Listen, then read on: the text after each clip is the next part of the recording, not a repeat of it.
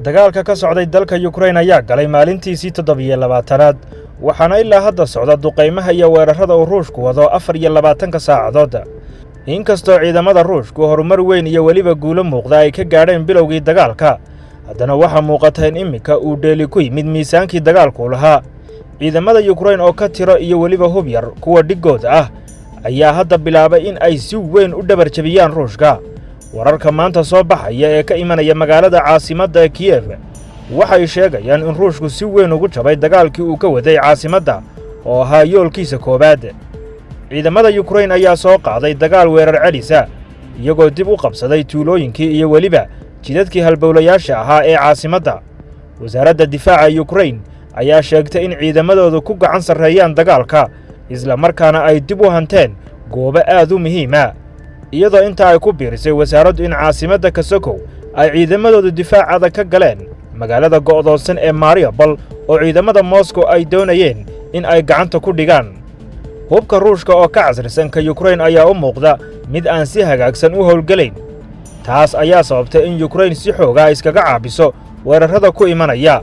madaxweynaha Ukraine oo shalay soo daabacay qoraal uu kaga faaloonayo sida wax u socdaan ayaa waxa uu sheegay in ay dirar kula jiraan mid ka mid ah cadowga ugu weyn adduunka oo u jeeday waddanka Ruushka.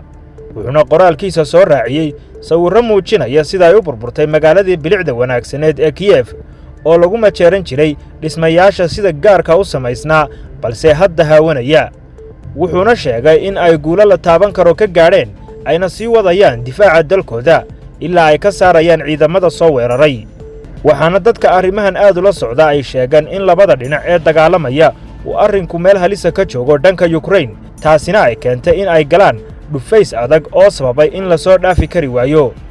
waddanka Ruushka ayaa duulaanka ka hor istusay in uu maalmo kooban ku qabsan doono dalkan la jaarka ah maadaama oo aanay isu dhigmin dhanka cududda ciidamada.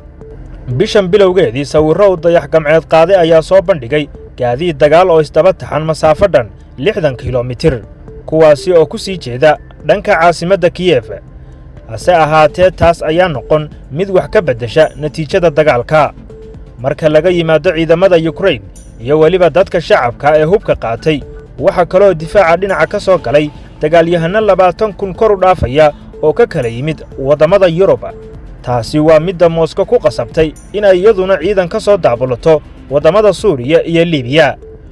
khubarada dagaalka ayaa sheegaysa in haddii xaalku sidan imika yahay ku sii socdo isla mar ahaantaana dib loo soo riixo ciidamada Ruushka ay sababi karto in Ukraine ay yeelato gacanta sare ee gulufkan isla mar ahaantaana uu Ruushku halkaasi ku jabo. balse wararka weli laga helayo waddanka Ukraine waxay sheegayaan in dagaalku marayo meel qadhaadh isla markaana labada ciidan ay gorodda iskula jiraan.